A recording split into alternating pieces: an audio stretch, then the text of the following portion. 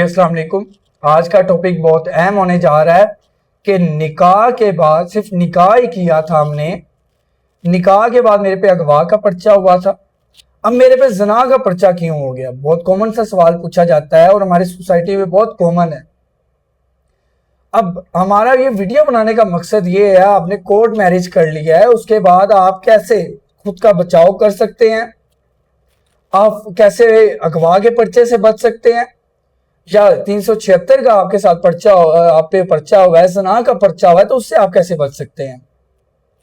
Video पूरी देखिएगा और एंड वाला पॉइंट कभी मिस मत कीजिएगा, उसमें मैं आपको बताऊंगा कि आपने क्या अगला स्टेप लेना है, वो कभी मिस मत कीजिएगा। जी अस्सलाम वालेकुम, एडवोकेट मेहताब मुमताज़ के साथ। वीडियो पूरी ध्यान से सुनिएगा। अगर आप चैनल पे नए हैं तो मेरे चैनल को सब्सक्राइब कर लीजिएगा और जितना हो सकता है इस वीडियो को शेयर कीजिएगा। अब सवाल ये है कि कोर्ट मैरिज कर लेते हैं लोग, अक्सर देखते हैं कोर्ट मैरिज हो गई, या आपने किसी ने कोर्ट मैरिज कर ली, आपके दोस्त ने कोर्ट मैरिज कर ली, कोर्ट मैरिज हो गई, आपने फौरन सबसे पहले उस अपने निकाह को रजिस्टर्ड करवा लेना है।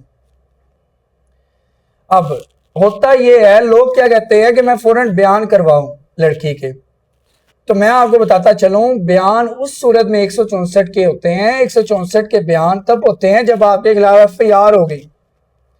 FIR ये थी कि लड़की को अगवा कर लिया गया किसी ने, या फलां अहमद ने अगवा कर लिया, जबकि आपने तो निकाह किया था।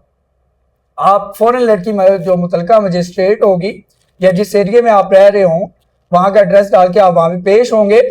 वहाँ पे आप ये बोलेंगे कि भाई लड़की जाके बयान देगी, मेरे पे जो FIR हुई है ये झूठी हुई है, मैं कहीं अगवा नहीं हुई, मैं अपनी मर्जी से आई हूँ, मैं घर से कोई कीमती सामान नहीं लेके आई, मुझे अहमद ने अगवा नहीं किया, ये मेरा हस्बैंड है, मैं अपनी मर्जी से घर से आई, मुझे किसी ने अगवा नहीं किया। जब बयान देंगे मुतलका थाने को डायरेक्शन जाएगी, FIR तो खत्म होगी अगवा की। अब फॉर एग्जाम्पल FIR नहीं हुई, आप चाहते हैं बयान हो जाए, तो आपने फौरन भाई A भाई B के हरासमेंट के बयान करवा लेने हैं। निकाह किया, निकाह के फौरन बाद हरासमेंट के बयान करवा दें। अब इसका फायदा क्या होगा आपको, कल को फॉर एग्जाम्पल लड़की मुकर जाती है, लड़की आप पे FIR नहीं होती, आप परेशान रहते हैं, कल को आपको सबूत चाहिए कि कोर्ट के अंदर तो हमने बयान करवाए हो कम अज कम। अब हरासमेंट का जो बयान होंगे वो सामने आप रख सकते हैं कि भैया देखिए कोर्ट के अंदर लड़की पेश हुई थी, ये कोर्ट के अंदर ऑर्डर के ऊपर पिक्चर लगी होती है, ये देखें बयान हुए हरासमेंट के, हमारा कोर्ट के अंदर भी एविडेंस है। एक चीज अदालती रिकॉर्ड में भी आपकी आ जाएगी, यूनियन काउंसिल में भी आ गया, अदालती रिकॉर्ड में आ गया। अब सवाल यहाँ पे पैदा होता है कि अगर फॉर एग्जाम्पल लड़की उनके घर वालों के पास चली जाती है, बाद में मुकर जाती है, तो हमें पहले क्या करना चाहिए और बाद में क्या करना चाहिए।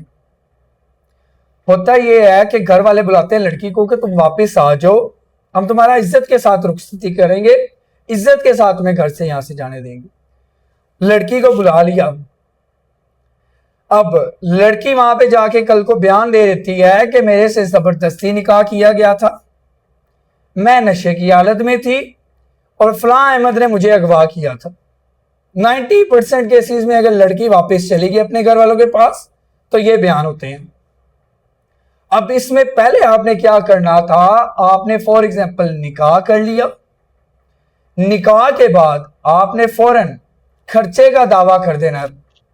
अब उसका फायदा क्या होगा, खर्चे का दावा किया लड़की ने, निकाह किया, साथ ही खर्चे का दावा कर दें, लड़की करे, आपने लड़की से खर्चे का दावा करवा लेना है। अब जब दावा हो गया तो आप फौरन 5,000 जो भी खर्चा कोर्ट फिक्स करे, एक और वकील हायर करें अपनी तरफ से, वकील और खर्चा बोलेंगे ठीक है ये मेरी बीवी है मैं खर्चा देता हूं। अब कल को लड़की कहती है कि मेरे साथ इसने जबरदस्ती की है, मैं नशे की हालत में थी, मैंने तो कोई निकाह नहीं किया, तब आप वो केस सामने रख सकते हैं। भैया अगर तुम्हारे साथ जबरदस्ती हुई है, अगर तुम्हारे साथ ज़ना किया गया है, 376 का पर्चा होगा अगर लड़की ने ये बयान दे दिया कि मेरे साथ ज़ना किया गया, मैं नशे की हालत में थी, बहुत सख्त सजा है इसकी। इसके लिए ये आपने करना है, जब खर्चे का दावा हो गया आप सामने रख सकते हैं, अगर ये कह रही है मेरे साथ ज़ना हुआ है, ये कह रही है कि ज़बरदस्ती किया गया, तो इसने खर्चा क्यों क्लेम किया, और मेरे से 1 मंथ का इसने खर्चा भी लिया, 2 मंथ का इसने खर्चा भी लिया हुआ है, हर मंथ मेरे से खर्चा ले रही है, ये कोर्ट के अंदर मैं खर्चा दे रहा हूँ, تب آپ کے وہ رائٹس وہاں پہ محفوظ ہو جائیں گے. آپ کے پاس ایک ایویڈنس ہوگا کہ بھائی میری یہ بیوی ہے, یہ مجھے ہسبینڈ مانتی ہے, یہ میرے کورٹ سے بھی میرے خرچہ لے رہی ہے میرے سے. تب آپ کے اوپر جو 376 کا پرچہ ہے اس میں آپ کے حق میں بہت سی چیزیں آ جائیں گی. لڑکی کا بیان بہت زیادہ اہمیت والا ہوتا ہے, اہمیت رکھتا ہے. اب سوال یہ ہے کہ نکاح فار ایگزامپل کال پہ کیا نکاح ہو جاتا ہے؟ ہاں جی بالکل ہو جاتا ہے, کیونکہ اسلام اور ہمارا قانون یہی کہتا ہے کہ قبولیت آفر اینڈ ایکسیپٹنس ہونی چاہیے. آفر اینڈ ایکسیپٹنس ہوئی, نکاح ہو گیا. لیکن غلطی یہ کرتے ہیں اس کو مکمل ڈاکومنٹیشن میں نہیں لے کے آتے. کل کو لڑکی مکرتی ہے یا لڑکا مکرتا ہے, آپ کے پاس کوئی ایویڈنس ہی نہیں ہوتا.